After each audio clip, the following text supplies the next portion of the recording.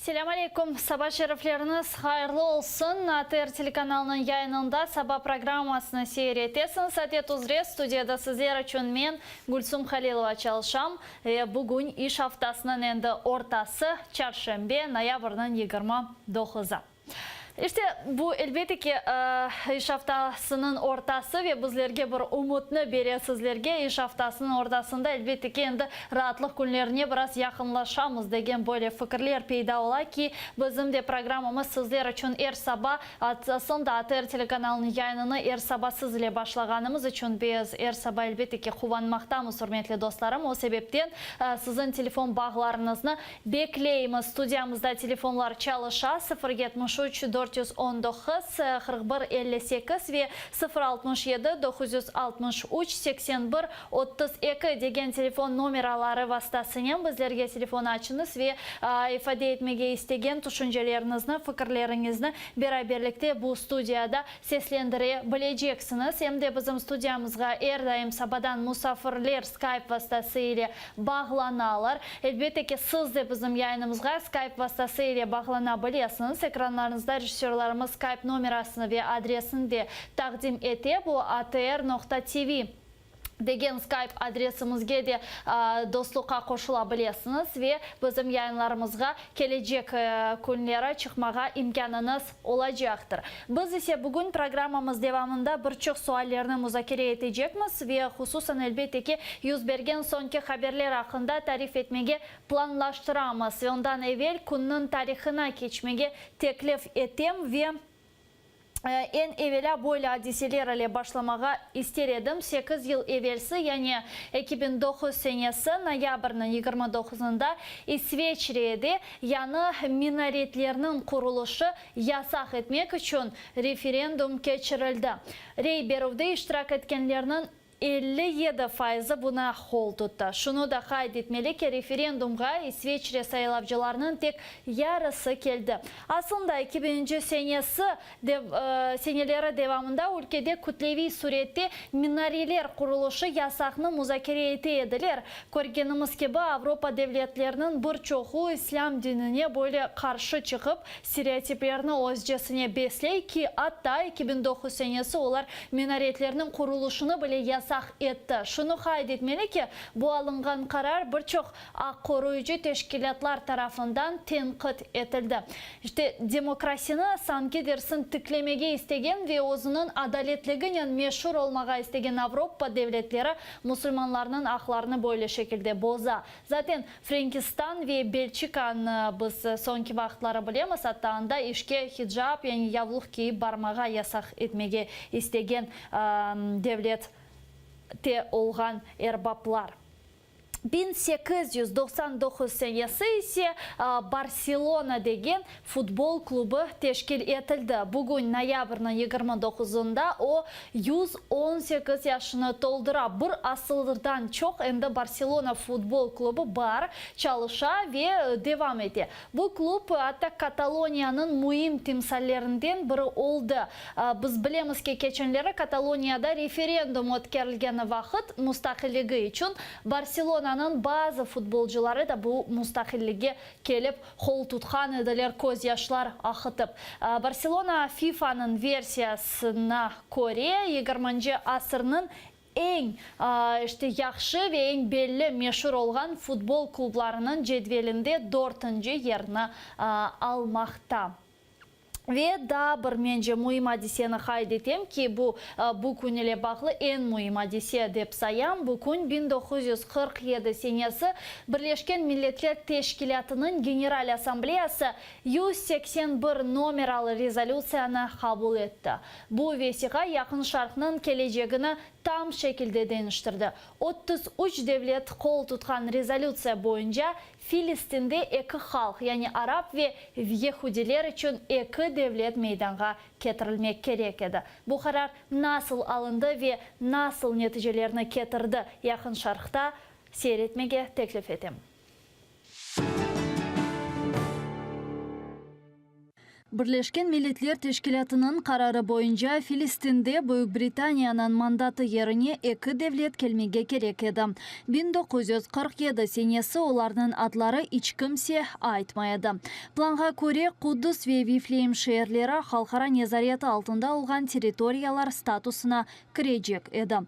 Бірісі Ехуди девлеті, дегері ise Араб девлетлі олмасыны қабыл еткен сон БМТ өз ішіні екунледі. Ама бұл қарар Яқын Шарққа барышықны кетірмеді. Филистин бөлмек планы тайевелден музакере етіледі. Яқын Шарққа 20 асырның башында тоқтамайып келген ехудилер үшін девлетчілік ең бүйік хаялардан еді. Бүйік Британия Филистин үшін бір келішкен қарарны тапмағаны себебінден Бірлешкен Миллетлер Тешкилаты янында ЮНЕСКО адлы 11 девлеттен ибарет олған махсус комиссия мейданға кетірілді. Комиссия азалары Филистин меселесіні чезмек үшін 2 вариантны теклиф еттілер. Бірінші вариантқа көре бұл ерде 2 мұстақил, ама иқтисадия тарафындан бір-біріне пек бағлы девлетлер илян етілмесі көзде тұтылайды. Екінші варианты се Араб Ехуди Федерациясына тешкил етмек теклиф етеділер. ЮНЕСКО азаларының чоқысы бірінші вариантқа қол тұттан бөлеліктен Филистин бөлінме планы пейда олды. Бірлешкен Миллетлер Тешкилаты Кудус ве Вифлеемде чешіт дінлерде мойым ерні алған дин абиделері ерлешкені себебінден бұл шehirlerini халқара незареті алтына кечірмеге қарар алды. Шуны қайд етмек керек ке о заман Филистин топрақларының аман-аман ярысы бош еді. Хусусан Дженюкте ерлешкен Негев адлы Сахараның иәлісі ғайыр аз еді. Екі девлетке бөлінген сон Филистиннің араб бөлігінде тек 10 бин ехуди қалажақ еді. Ехуди бөлігінде есе ярым миллионға яқын араплар яшамаға мejбуретінде оғырайжақ еділер. Бұл ЮНЕСКО-ның теклифі бойынша 1947 сенесі ноябрның 29-ында Бірлешкен Миллетлер Тешкилатының Генераль Ассамблеясында рей берув кечірілді. 33 девлет Филистин бөлінмесіне разылық көстерді. 13 девлет, олар арасында чоқсы мұсылман өлкелері де бұл қарарға қаршы чықты ве 10 девлет битараф қалды. Бөлелікнен ЮНЕСКО-ның планы қабыл етілді. Она көре Бүйік Британияның Филистинде мандат ерінің 56% ехудилерге берілді. Амма керчектен бұл топрақларының тек 7% ехудилер қолында еді. Дегерінде есе араплар яшай еділер. Араб девлеті үшін БМТ тарафындан белгіленген топрақларының чоқысы зираатчылыққа келешмей еді. Бөлек етішатны ақсыз көріп, араплар ве Филистин янында ерлешкен мұсылман өлкелері бұл меселені силянен чезмеге істеділер. 1947 сенесі ерлі араплар ве ехудилер арасында чарпышмалар башланды. 1948 сенесі Бүйік Британия өз арбилеріні Филистинден шығарған сон ехудилер Израиль девлетіні илян еттілер. Араб девлетлер лигасы өз ордуларыны Филистинге кірсетті. Бұл ноқтадан араплар ве ехудилер арасында олған чарпышмалар бірінші Араб-Израиль женкіне чевірілді. Яқын Шарққа барышықны кетірмеге тырышқан Бірлешкен Миллетлер Тешкилаты өз адалетсіз қарарынен бұл топрақларны дүниядаки да бір қызғын ноқтаға чевірді.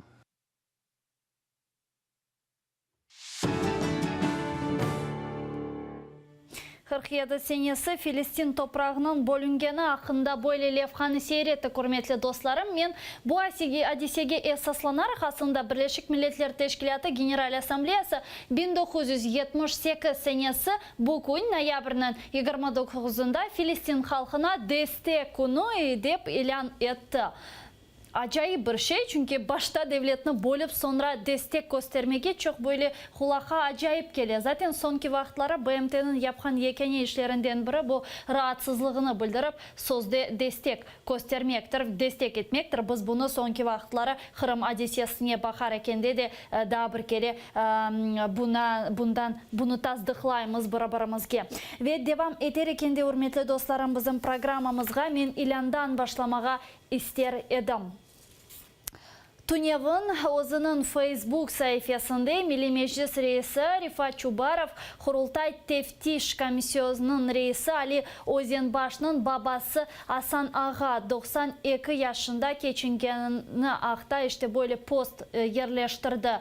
Айтқанына көре cenaze merasimi bugün saat 14'te Ahmetjit şehrinin Abdal mezarlığında ötkerilecektir.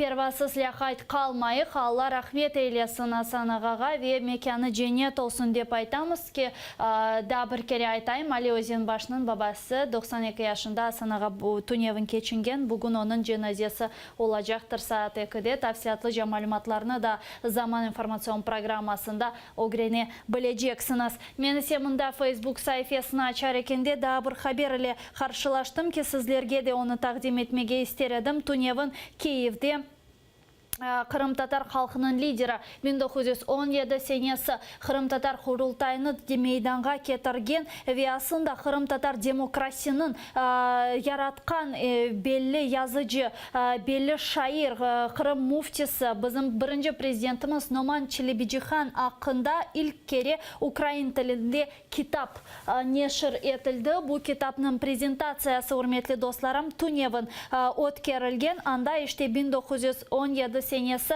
geçirilgen olup geçken sonki adiseler, meraklı adiseler ve faktlar yazılan. Mına kitabının biz nuskasını mında şimdi görmege imkanımız vardır. Böyle nuska sol taraftan Noman Челебиджихан'ı göremiz ve mında onun sözleri nazarüstü travoy pılı boyu deyip yazılgan. Yani Kureş meydanını ot sarmaz degen böyle söz. Noman Челебиджихан'ın sözü bizlerge herkeske çok meşhurdur. Mında tarihçi Andrey Ivanets'ni көреміз. Қырымда белі olgan tarihçilardan biri. Sol taraftan bu Қырым-татар Milli Meclis reisi Rifat Чубаров. Anda biz Қырым-татар halkının lideri Mustafa Cemilev'ni, sonra Ukrayna'nın informasyon nazirliginin Nazirını işini yerine getirgen emine Cepar'ını şimdi göremiz ve Tunev'in Noman Челебиджихан hakkında ilk kere Ukrayn tilinde kitap neşir etildi. Yuri Kosenko da bu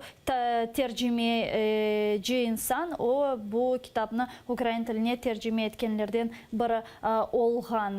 Bu prezentasyonu Ukrayna muftislerinden biri Sait Izmagilov açkan. Hürmetli dostlarım ve mence yakın vaxtlarda bu kitap hakkında da tafsiyatlıca öğrenmege ve bu kitabını kaydan almağa mümkün olganı haqda malumatlarını öğrene bilecekmiz. Hem Zaman informasyon programmalarında bu haqda da malumatlar şüphesiz verilecektir. Ve biz programamızga endi devam etemiz ki mühim meselelerge geçem. Tunev'in yüz bergen haberlerle başlamağa istedim ve biz bu haberlerinin müzakerelerini şimdi studiyamızga Skype vasıtasıyla Kırım'dan bağlanacak vatandaşlarımız ile devam edecekmiz. Ahmetjit izolatoru rıhmarık tolu olganı için keçenleri yakalangan Bekir Degirmenci ve Асан Чапух'ны sağdaki vaxtınca tutup izolatoruna geçirgenler. Aynı dava boyunca yakalangan daha iki kişi Kazim Ametov ve Ruslan Trubaç şimdi Bahçe Sarayı'nın vaxtınca tutup izolatorunda buluna eken. İşgalciler bu milli hareket iştirakçılarını malum olganı ki noyabr'ның 23'ünde tuttu. Bekir Degirmenci, Асан Чапух, Ruslan Trubaç ve Kazim Ametov'ны Türkiye vatandaşından para talap etüünde şimdi şeklemekteler. Mahkeme onlarını 2 ayga piske aldı. Olar tutulganda o yerde olgan Kırım-Tatar Milli Hareketinin veteranı Veciye Kaşka yaramadı. İşgalcilerinin yapkan hareketleri sebebinden birkaç vakit geçken son o acele yardım arabasında can verdi. Bekir Degirmenci'nin kızı Mayuli Degirmenci bu haqda айтқанын dinleyek.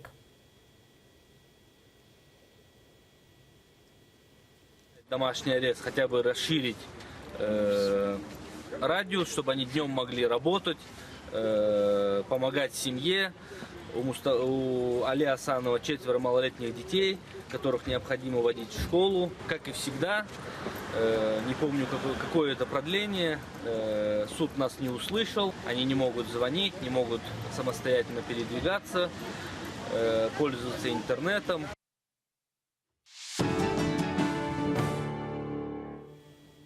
26 февраль давасының махкемесі кылевелсі башланған еді, урметлі достарым. Ветуневын Мустафа Дегерменже ве Али Асановны кене оныларының махкеме іші бақылған еді. Ве оларны кене февральның 7-сіне қадар махкеме девам еттірді ішіні. Отырышта Мустафа Дегерменже бабасы Бекер Дегерменжеге ашалып кетмек үшін іште талап еткен еді қадыдан. Реджада болған еділер, ләкин қады бұл қарарны қабыл етмеді деп білдірді.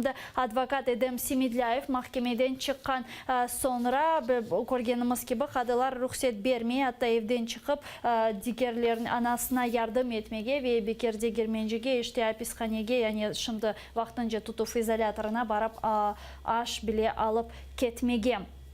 Момен алғанда біз Туневын юзберген махкемелер бойынша бойлы әдеселеріні қайд етер едім. Шымды біздің режиссерларымыз мұсафырымызіле бағланмалы. Бұл Қырым бірдемлігі тешкілятының координаторларындан бірі Дилавер Бейбеметов, оның да бабасының махкемесі кеченлері олып кешкен еді. Бұл Ялтада яқалған 4 ватандашымыздың ішіні де Ишғаджы махкемесі кенеде девам еттірді. Мен есе олар әле бағланған вақыт Қырымда да юзберген сонки бір қачқабер әле таныш етмеге істер едім. Малым олғаны ке бішімді полис қадимлері чағыруф ве махкеме желіпнамелеріні Ишғаджы акимет октябрның 14-інде іште бір кішілік наразылыққа шыққан ватандашларымызға қаршы шымды бұл желіпнамелеріні евге кетіріп бере оларны іште бір ішке шымды желп етмеге ве бір іш açmaға істейлер. Бұл ішні олар не санкционированный митинг деп адландыралар. Ләкин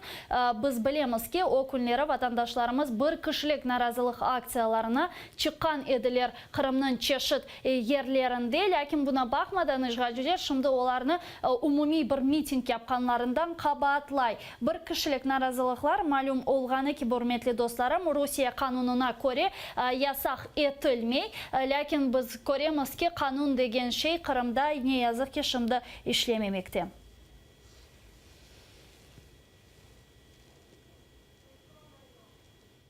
Следовало и ждать, в принципе, да, учитывая то, что на сегодняшний день происходит, то есть без каких-либо доказательств, достаточно просто кому-то выше дать приказ о том, что нужно наказать. Все остальное фальсифицируется, все собирается, как говорится, и объединяется в уголовное дело или административное. Это уже как пожелает тот, кому это выгодно. Все обвинения строятся якобы на том, что мой одиночный пикет они связали с остальными пикетами, которые проводились в этот день. И этим самым пытаются доказать, что это было несанкционированное собрание людей, то есть несанкционированный митинг. Октябрның 14-інде Қырымның чешіт көшелерінде бір кішілік наразылықлар олып кешті. 100-ден зияде Қырым татары Ярамадада мұсылманларына қаршы репрессиялар тоқтатылмасыны талап етті. Уақыт Ишғаджы полис қадимлері 49 инсанны тұтқан еді. Шымды оларға япара жазасы еді мечбури ішлер белгілене біле келген желпнамелерге esаслансақ. Бізім студиямызға есе ваде еткенім кебі Қырым бірдемлігі тешкілятының координаторларından бірі Дилавер Бейбеметов бағланды. Алло. Алло. Селям алейкум, саба шәріфлеріңіз қайырлы olsun, насылсыңыз? Алейкум. Дилавер Бей, бұл сонки адиселерге насыл қимет кесесіңіз? Шымды біз көреміз арты-артындан бір чоқ адиселер юз бере. Әлбетте ке кечен автай олып кечкен адиселер еркесін малумыдыр ки Веджи Такашка эляк олды, өлдірілді Ишғаджылер тарафында деп айтмаға мүмкін. Да 4 фаал милли әрекетте иштирак еткен ватандашымызны яқалап шымды аписке отырттылар СИЗОға. Соңра шымды бір кішілік наразылықларға шыққан ватандашларымызға желіпнамелер келе. Бұларны умумилештірсек насыл қимет кесесіңіз? Вообще последний месяц он показал, насколько активно работают спецслужбы. Особенно последняя неделя перед солидарностью. Почти каждый день, это понедельник, во вторник, в среду, в четверг, каждый день происходили какие-то события.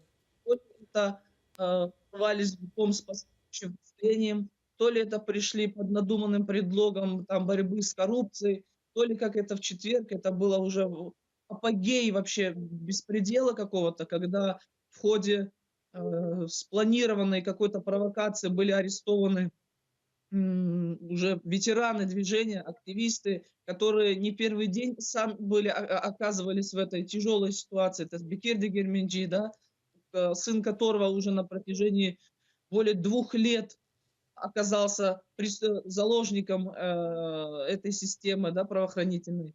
И теперь он оказался по ту же сторону, да. Ну и Веджета, Рахмет, это Диләвер бей, мына біз бөле бахам көрем, асында ай ишғаджелер бір олсын 4 инсан кечен октябрь айында біз білеміз да 5 ватандашымызны туттылар. Бұ ай ноябрьде 4 ватандашымыз туттылар. Бұндан евел сіздің бабанызіле бераберлікте да бір чық дегерлен. Бұл бір сценарий бойынша мы ай бөле актив әрекетлер, кергінліклер тешкел етілі ишғаджелер тарафында насыл түшінесіңіз? Ну, в любом случае, это под надуманными предлогами борьбы с терроризмом, борьбы с экстремизмом. Все это проводится лишь для того, чтобы вот этот актив, о котором вы говорите, погасить. Если раньше этот актив проявлялся в виде каких-то проведений мероприятий, поездок, конференций и так далее, то сегодня элементарно даже выйти, поучаствовать на дуа, либо прийти на суд, поддержать соотечественника, это уже актив, который раздражает. Сіз бабанызмен не вақыт көрішкен едіңіз ве сонки алынған ішлерден насыл бір нәтижелер бар, бір денішмелер бар ма? Уже почти год и 8 месяцев, как сидит мой отец. Последний раз мы виделись где-то больше месяца назад. По идее, каждый месяц разрешается по закону 2 свидания.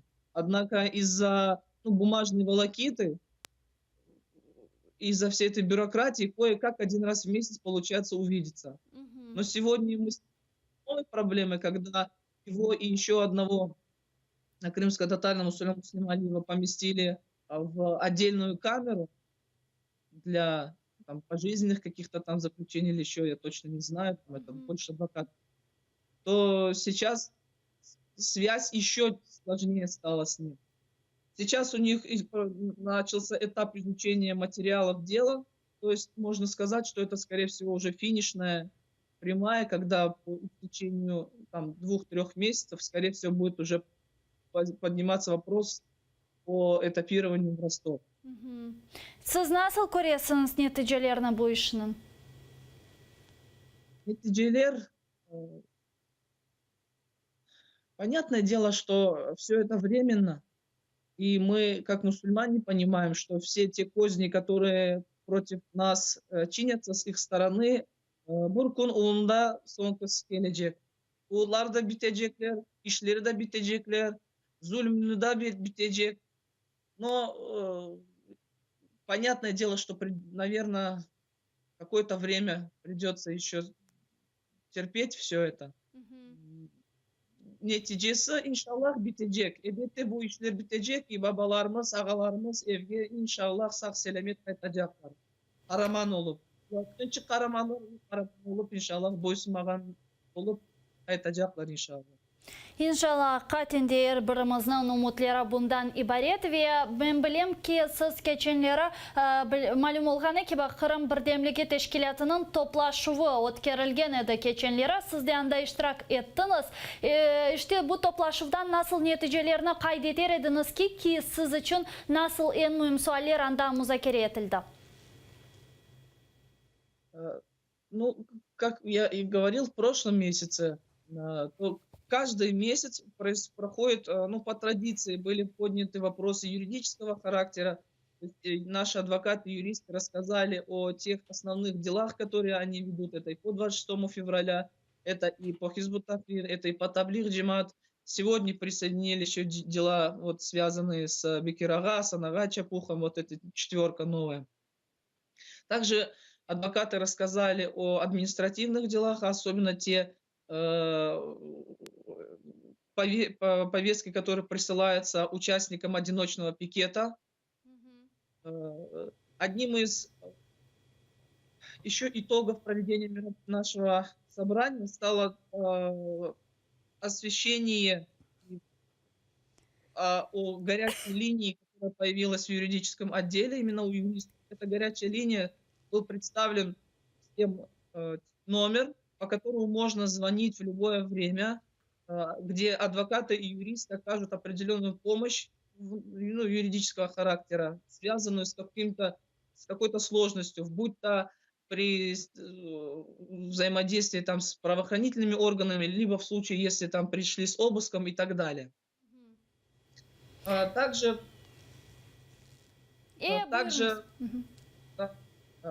Муминет Татас-Алиева продолжила по традиции, да, мы запустили такой, хотим, иншаллах, запустить, как прошлую солидарность. Молла Умер Ага рассказал об одной из историй. Это халқымызда бар икае олып, да, бірдәне икае Муминет атамыз эркезге işte onu айтты, и бұл икаеттен насыл нәтижесі халқымыздың тек бірлікте halkımız bütün проблемаларын inşallah geçer. Yani nasıl hikayeydi tavsiye mümkün mü tarif etmege? Nasıl hikayeydi?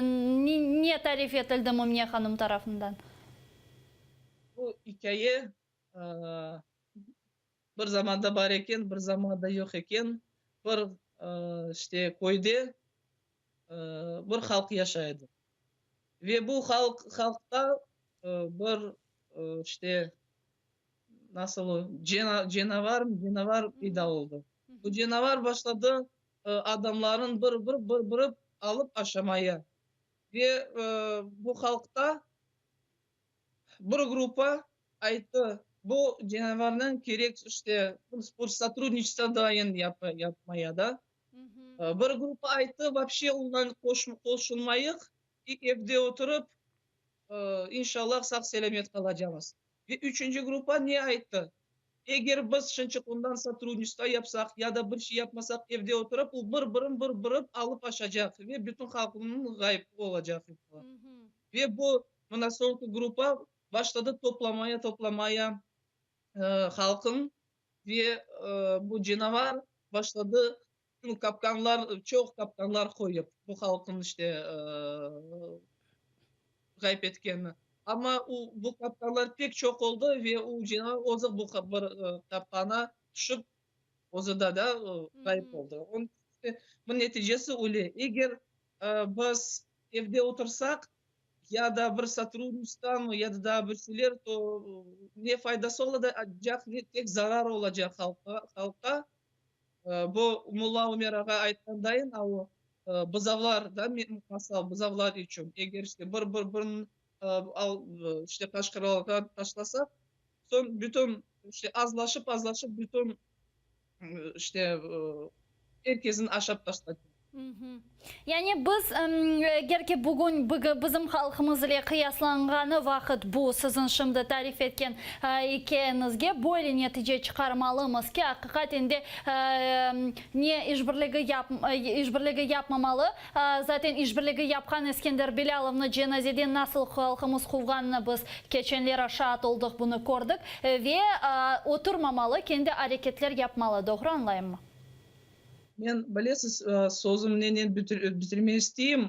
Bu işte bizim Kırım Birliği'de toplaşımda biz de Hasan Ağa Mulla Yasin okup dua ettik ve Cetam rahmet olsun canasına, ruhuna bir dua yaptık. Ve evet adam o'zini fikrlerini ve Ceta için aytdı ki men de mana isteyim aytmaya ve sizin sualingizga mana cevabını vereceğim. Ve Ceta rahmet olsun canına bu nasıl adam? Bu adam особенно men yaş olup bu örnektir bizge. Çünkü o son dakikalar yaşayış dakikaların hareketli bulundu. Halk için, cemaat için. O bir şeyge bakmayıp ne yaşlılığına, ne hastalıklarına, не мына yollarga upek uzakta yaşaydı. 1-2-3 машина керек oldu değiştirmeye, mahkemeye ya da tintuvga kelmeye. Ama bir şeyge bakmayı bu Kart apay hareketi bulunaydı cemaat için. Ve onun hareketi boş değildi. Bana Evet. 1-2 saat evveldi vefat olandan. O bitayçık oturup namazını kıldı. Allah'a dua yaptı. Ve bana Allah'a iman edip hareket etedi. Onun için bizge de bu örnek. Eğer biz dinden sarılıp, medeniyetimizden sarılıp, cemaat içinde birbirimizge kol tutsak, destek olsak, evde oturmasak ve her vakit bu yardımla birbirimizge yardım etsek, inşallah biz geçerek bu ağır kara günlerin inşallah. Çok sağ olunuz Dilaver Bey. Böyle hakikaten çok mühim ve güzel sözler aytkanınız için bağlanğanca. Allah razı olsun. Biz ile Kırım Birdemliğinin koordinatorlarından biri Dilaver Bey Memetov bağlanğan edi, hürmetli dostlarım. Biz ise programımızga devam etemiz ve malum olğanı ki bu günleri şimdi Женевада Birleşken Milletler'in forumu başladı. Anda işte keçenlere yaxalanğan Bekirağa Degirmenci de iştirak edecek idi. O keçen hafta Ahmedjit merkezinde uç Kırım Tatarı'nın beraber Rusya kuvvetler xadimleri geçirgen maxsus operatsiya devamında tutuldu. Meclis asası İskender Baliyev şimdi Birleşken Milletler'de işgalci hakimiyetinin Kırım'da yapkan haksızlıkları ve zulümleri hakkında tarif etmekte. Нам важно каждую площадку использовать для того, чтобы мы могли донести те проблемы, которые существуют в Крыму. И Бекирага как раз-таки смог бы на опыте собственной семьи, собственной трагедии, мог бы рассказать об этом. Biz ise programmalarımız devamında, hürmetli dostlarım, elbette ki bugün bizim programımızın esas mevzusu ve suali bu Kırım'da nasıl edip ak korçalana bile ve biz advokatlar ve ak koruyucular ile Kırım'dan bugün Skype vasıtasıyla bağlanmak gerekmiz. Umut etem şimdi rejisörlerimiz Rüstem Bey Kamilov ile bağlanacaktır. Ve işte bu bağını bekleyerken de sizge Kırım Tatar edebiyatında, Kırım Tatar halkında ve tarihinde aslında mühim iz kaldırgan insanlar hakkında gelecek bir levhanı seyretmeye, teklif etmeye isteyeyim. Çünkü hakikaten böyle insanlar biz çok sularımız onlar hakkında bilmeyimiz. Çünkü onlar Kırım'da doğup sonra okumak için Osmanlı İmparatorluğu'na ketken, İstanbul'a ketken, başka işte ülkelerge ketip anda okugan, anda büyük işte makamlarda çalışkan insanlar ve ne yazık ki biz onlar hakkında az bilemiz. Lakin onlar var ve hakikaten de onların nazmiyeti, eserleri, şiirleri çok felsefi ve çok terin manalı edi. İşte böyle insanlardan biri hakkında levhanı seyredeyik, sonra programımızga devam edeceğiz.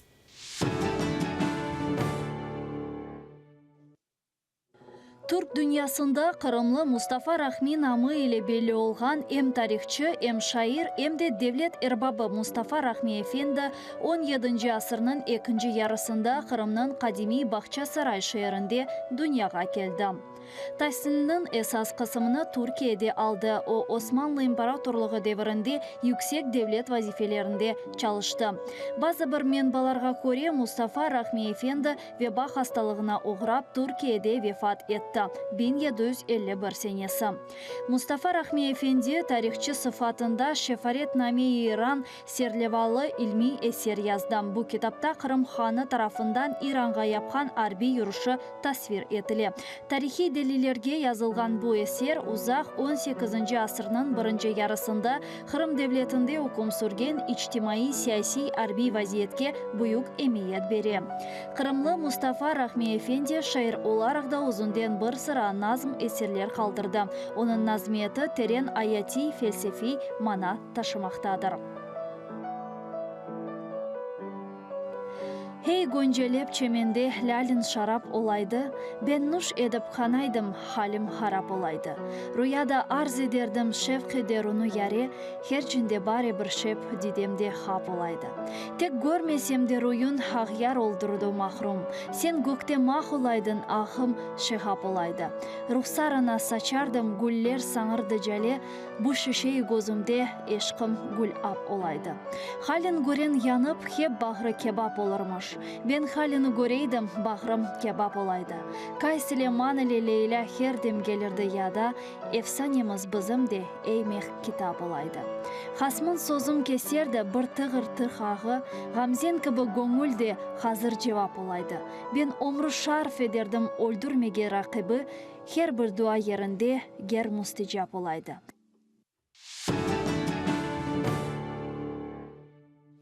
İşte Rahmi Efendi hakkında böyle güzel levhanı seyreti, kurmetli dostlarım. Biz ise programımızga devam etemiz ve musafirlerimiz ile bağlanmağa tırışmaktayız. Lakin ne yazık ki bağlar sozula ve biz ise haberlerge geçmege teklif etem, yani devam etmege teklif etem. Malum olğanı ki Ukrayna Rusiya eti Parlament Assambleya toplaşuvunda şimdi Rusiya delegasyasının anda kaytarılmasına karşı çıkacak ekenler. Kaytarılması muzakereleri şimdi anda yürsetile. Bunu parıdı Ukrayna temsilcisi Dmitro Kuleba bildirdi. İşte onun aytkanına göre Rusiya Avrupa Şurasını şantaj etti. Rusiya Kırım'ını işgal etken son parada Reyberov hakkında işte bu Reyberovler marum etilgen. İşte geliniz dinleyik. Будь-якого зменшення тиску Росії на Росію, тому що вона не виконала жодної резолюції парламентської асамблеї, репресії проти кримських татар і всіх, хто не підтримує окупацію Криму, вони продовжуються і набирають обертів. Тому на цьому тлі немає сенсу про це зовсім говорити. І такою є позиція не лише України, але й наших партнерів. Гроші в обмін на принципи. І на превеликий жаль, мені про це сумно говорити, що генеральний секретар Ради Європи, пан Ягланд, який наче розуміє, що таке права людини і для чого це все робиться, йде на ці моральні поступки лише для того, щоб отримати кілька десятків мільйонів доларів. Я думаю, що їх легко можна знайти у інших членів Ради Європи, якщо Росія продемонструє, що вона не хоче бути членом цієї структури. Цинізм цього полягає в тому, що він збирається захищати права громадян Росії за рахунок порушення прав громадян України. Це кримські татари і українці в окупованому Криму. Це люди, які сьогодні перебувають на окупованій частині Донбасу. Це люди, які є сьогодні внутрішньо переміщеними особами, які виїхали з окупованого Донбасу і зараз перебувають по всій території України. Тобто про цих людей Ягланд не думає. Деген böyle izatlarını bergenler Avrupa Şurasının Parlament Asambleyasında hürmetli dostlarım. Ukrayna anayasasındaki ise Kırım bölügüne değişmeler arzulanған iş grupası öz tekliflerini endi yakın vakitte Anayasa Komissiyasına teklif edecek ve verecek eken. Bu haqda endi Milli Meclis Reisi Rifat Çubarov bildirdi. Onun sözlerine göre bu değişmelerini hukukçu, siyasetçi ve alimlerle beraberlikte ular işlep çıkarganlar. Ми напередодні дуже багатьох практичних рішень щодо Криму, починаючи від його повернення, подальшого облаштування, удосконалення правового статусу Криму. Ми вже на виході цілісного тексту тих змін і доповнень, які будуть пропоновані найближчий час Конституційної комісії щодо розділу 10 Конституції Криму. Aslında hakikaten bu sual benim de düşünceme göre çok mühimdir. Çünkü Kırım'dan vatandaşlarımız, yani siz bildirgenizge göre çok sular aytkanına göre şimdi Ukrayna anayasasına değişmeler kirsetilmesi meselesi çok mühim. Çünkü bu Kırım'da vatandaşlarımızga da bir umut verebilir, bir kifayet verebilir ki işte Ukrayna devleti de bizni, yani Kırım'da represiyalarga, zulümlarga uğragan vatandaşlarımızı destek etmesi içindir hürmetli урметли достарым, ве менім де түшінжеме көре бұ чоқ мойын ве ватандашларымыз үшін бір кифайет олажақтыр. Кешімді Херсон вилаятында Украина президенті, Қырымда Украина президенті темсилчилиги чалышмақта фаал шекілде ве енді Қырымлылар өз теклифлеріні Қырымдаки Украина президентінің темсилчилигіне берді екендер. Оларны қабыл етіп діңледілер ве ішбірлік етмегенді ишандырдылар. Темсилчиликте айтқанларына көре чоқысы проблема ақында білелер ве чезмеге тырышалар. Иштекел наставсиятлы же Қырымда Украина президенті темсилчилигінің фаалияты ақында Левханы сейретейік. Ольга паспортны ғайырдан ресмилештірмек үшін Херсонға Ахмежит шерінден келді. Паспортына яны фото ресімні қоймақ керек. Амма паспорт бөлігінде о Украиналы олғанын тазықламақ үшін весиқаларны талап еттілер. Ольганың шымдылық олған паспорты оларға етмеді. Оның үшін Ольга дегер қырымлылармен берабер өз меселесіні чезмек үшін Қырымдаки президент векелетханесіне келді. Мені сказали, що ви нам повинні предоставити, що ви народжені в Україні. Я кажу, вибачте, я народжена в Білорусі. І з одного рочку я живу в Україні. Президент векелетханесінде инсанлардың проблемаларыны чезмеге ишандыралар. Амма проблемалар чоқ олғанына көре, оларны мұқтазамнен чезмек керек. Ми хочемо виходити на сталий механізм, бо вирішувати всі питання в ручному режимі щодо тисяч кримчан ні один орган не буде. І саме питання центрів надання адміністративних послуг, облаштування КПВВ, налагодження легальних перевезень і, можливо, удосконалення підзаконних актів у сфері адміністративних послуг є ті першочергові кроки, які пропонує представництво для захисту прав кримчан, і ми будемо раді підтримки будь-якій структури, зокрема громадській. Мәлім олғаны кебі Қырымлылар айтқан проблемаларының ярысы енді чезілді, амма инсанлардың хабері жоқ. Олардан бірі паспортның ресмилештіру бойынша денішкен қайделердір. Ендіден паспортке фотоны япыштырмайып, шу күні Қырымға қайтмақ мүмкін. Паспорт ресмилештірген вақытта инсанға сыңырны кечмек үшін кереклі весіқа берілі. Я почула, куди мені далі рухатись, і які я можу кроки предприйняти, і на що я можу розраховувати. І ще одне, що для мене приємна новина, що я на протязі 3 років я не могла потрапити до представника президента. Сьогодні це сталося. Будемо сподіватися, що будуть якісь зміни на краще. İnsanların проблемаларына көре тез ярдым етмек үшін президент векелетханесінде невбетеки топлашуына проблемаларға айт олған меморларына давет етмеге сөз берділер. Мы будем реагировать что по административным условиям, что по пересечению административной границы, что по вопросам территориального подразделения Министерства юстиции. То есть наши двери открыты. Қырымлыларының невбетеки топлашуына мемори қызметіні алмақ үшін давет еттілер. Евгений Кучерев, Заман, АТР.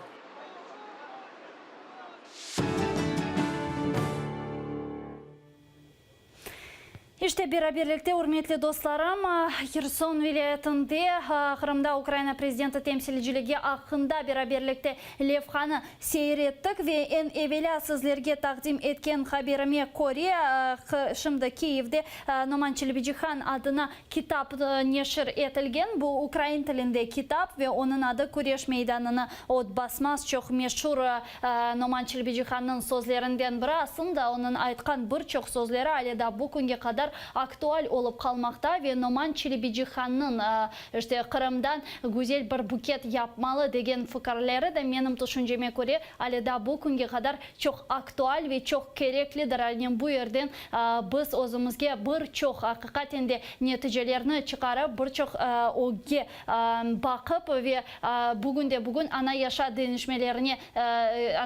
denişmeler kirsetilgeni vakit bu demokrasi fikirlerge de koz taşlamalımız dep düşünem. Çünkü Noman Çelebijihan Kırım'da demokrasini tiklemege istegeni için ve halkı için şehit ketті inşallah dep aytamız ve bu kitapның neşir etilgeni hakkında levhani seyretemiz.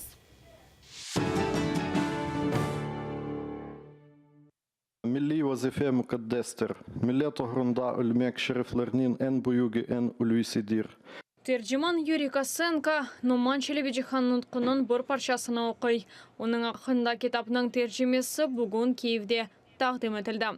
Kırım Tatar yazıcısı Yunus Kandım'ın kitabı 2002 senesi çıqqanıda. Qurultayının 100 yıllығы münasebetinden onu Ukrayince derç ettiler. імпульс, який надав Курултай 1917 року, Номан Челебіджихан особисто для нинішнього кримсько-татарського руху національного, він є величезним. І, власне, це одна з причин, чому ми повинні уважно вивчати цю тему. Номан Челебіджихан 1917-сі Qırım Tatar Milli Hareketi'nin lideri. Qırım Halk Cumhuriyeti'nin hükümet başı ve Qırım, Litvanya, Polonya ve Beyaz Rusiya musulmanlarının birinci muftisidir. Ukraina uğragan informasyon cenk vaqtında tamır halklarının tarixini bilmek pek mühim. Татары являются вторым коренным народом на территории этой страны. И эти народы должны хорошо знать друг друга, чтобы не было предрассудков. Как крымским татарам нужно знать историю украинцев, так и украинцам надо знать историю другого коренного народа, крымско-татарского. Qırım Tatar Milli Hareketi'nin lideri hakkında kitap en yakın vakitte Ukrayn kitap dükkanlarında satılacaktır. Parlamentinin birinci kurultayının 100 yıllığına bağışlanған toplaşuvunda kitapını milletvekillerine hediye edecekler. Qırım Tatar tarixini onlar da bilsin isteyler. Oksana Gutsel, Sergey Karapıщенко, Zaman, ATR.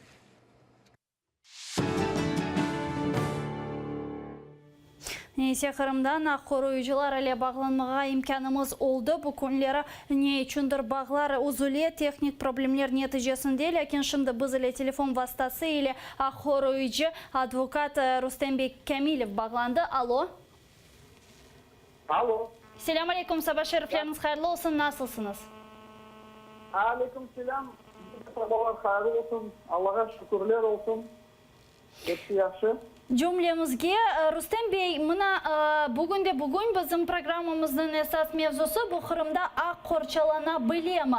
Siz ақ koruyucu olarak, advokat olarak nasıl düşünüyorsunuz? Qırımda şimdi ақ korçalanması mümkün mü?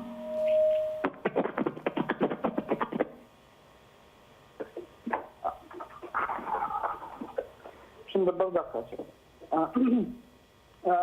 На сегодняшний день в Крыму, конечно, то, что связано с защитой закона и связано с работой юристов, конечно, творится беззаконие. Да, в определенных делах мы видим это. Вот, и защита права как такового на национальном, так скажем, по российскому законодательству происходит, можно сказать, что не происходит. Да? Вот так. Но в чем заключается на сегодняшний день, да, вот работа юристов и адвокатов, так скажем, которые сегодня работают и пытаются защитить эти права? Это все, конечно, сводится к тому, чтобы максимально собрать те доказательства, те материалы дела, те, так скажем, ходатайства заявить, которые в дальнейшем будут иметь отражение в международных инстанциях. Потому что на национальном уровне, то есть на местном уровне, на уровне вот здесь сегодня Крыма, защитить право как такового нельзя, не получается. Bu alda sizce Kırım'da eğer ki vatandaşlarımızga bir haksızlıklar yapılsa, bu alda öyle olsa ne yapmalı ki bilemiz geçenlere işte tutuldu birkaç vatandaşlarımız kendisi onların da olmayacak bir işlerde şimdi şeklep kabahatlaylar. Siz nasıl düşünüyorsunuz? Eğer ki böyle muşkul alga düşken olsak vatandaşlarımız ne yapmalı? Bir tedbir almalılar mı? Ну, на последней крымской солидарности была презентована памятка, крымчанину называется. Вот, там указывается номер горячей линии, по которой может человек, которому была произведена какая-то акция беззакония, этот человек может дозвониться по этой горячей линии и проконсультироваться первично. Ну и, естественно, в дальнейшем, если его там вызывали ФСБ или еще что-то, или вывозили, были применены какие-то меры воздействия на него, этот человек, естественно, может к нам обратиться, ну, естественно, если он на свободе. он может к нам обратиться и приехать проконсультироваться с адвокатами и в дальнейшем выстроить свою позицию по защите своего права. Аңлағаныма көре, бұл памятка деп айттыңыз, бұл Қырым Бірдемлігі тәшкілатында шымды тақдим етілді. Ве сіз де бұл горячая линия деген шейданды тақдим етілген еді. Сіз бұл жевапларға берген инсанлардан бірісіңіз, доғры ма? Яғни горячая линияда çalışқан инсанлардан бірісіңіз? Nasıl sualler ile sizge müracaat etmege mümkün? Misal olarak bu pamitkada ne yazılı, en mühimnelerini kaydeter ediniz ve şimdi bir hadiseler yüz berse nasıl sualler sizge seslendirmege mümkün olacak vatandaşlarımızga? Эта памятка разрабатывалась, естественно, нами, юристами, адвокатами. Вот, на Крымской солидарности она была презентована. Была презентована горячая линия, подчеркну. Вот. И по этой памятке, по этому номеру, в ней, так скажем, выведены основные определения закона защита права, которым может воспользоваться человек. Допустим, право не говорить при задержании, например, то есть по статье 51 Конституции Российской Федерации, да, допустим. Вот. И также там приведены некоторые нормы из закона о полиции. Вот. Что имеет право делать полиция, что не имеет. Мы сегодня сталкиваемся с тем, что люди очень мало знают это, и в основном вот эта проблема возникает в связи с незнанием. Поэтому мы вот решили это разработать и презентовать, чтобы люди хотя бы мало-мальски знали, как себя вести при задержаниях и при чинимом беспределе определенном. Естественно, по этой горячей линии обращается, уже достаточно большое количество людей обратилось, и обращаются по разным вопросам. Вот, обращаются также русскоязычные. Вот, было несколько звонков, там был момент, когда женщину выводили ФСБ, она так и не появилась у нас потом. С чем это связано, непонятно было. Вот. Также обращаются там в основном, когда органы государственной власти, допустим, или же правоохранительные органы нарушают какие-то права. То есть, всегда вот мы готовы отвечать, и вот по этому номеру, этот номер работает практически круглосуточно. Rüstem Bey, ya bu yerde advokatlar, koruyucular, hukuk koruyucular kadrları yetişir mi? Kırım'da kim şimdi siyasi işlerine uğraşacak? Я бы, как сказать, несмотря на то, что есть сегодня адвокаты, и они готовы подключаться тоже, вот, и они начали проявлять свою народную, так скажем, народную позицию, народное единство стали проявлять, и стремление к справедливости, оно всегда восторжествует. Естественно, здесь определенная нехватка, но в то же время мы хотели бы призвать людей и призвать адвокатов и неравнодушных к тому, чтобы люди и адвокаты, они пытались подключиться к нам, пытались нам помочь, да, в такие вот трудные времена, когда чинятся определенные, как скажем, вот. И, естественно, мы надеемся на то, что эти люди будут включаться и будут помогать нам. Вот. То есть вот такой посыл. Çok sağ olunuz Rüstem Bey, bizlere bağlanğanınız için. Allah razı olsun. Sağ olun sizce de. Sağ olun. Sağ olun. Sağ olun. Bizlere şimdi telefon vasıtasıyla koruyucu Rüstem Bey Kamilov bağlanğan edi. Onun aytqanına göre, hürmetli dostlarım, tek bunu keçenleri Kırım Birlemligi böyle telefon bağını teşkil etti. Yani böyle telefon bağı ki insanlar anda telefon açıp müracaat edebilirler. Onlarını meraklandırgan ve kanun boyunca meraklandırgan suallerini seslendirebilirler. Bildirgenine göre endi birçok vatandaşlarımız telefon aça ve bu haqda Kırım Birdemligi Teşkilatı'nın Facebook sayfasında bildirilmekte nasıl telefon numaraları vasıtasıyla bağlanmağa ve bu misal olarak berilgen pametkalarını kaydan almağa. Bizim programımız ise yazık ki sonuna kelip yetti hürmetli dostlarım. Bir saat devamında siz ile men Gülsüm Halilova bulungan edim. Ve şimdi Zaman Informasyon Programmasına Alime Hanım Aliyeva alıp bara ayrılmanı seyretiniz. Sonra bu studiyada sonki haberlerinin müzakereleri yürütecektir. Görüşkence.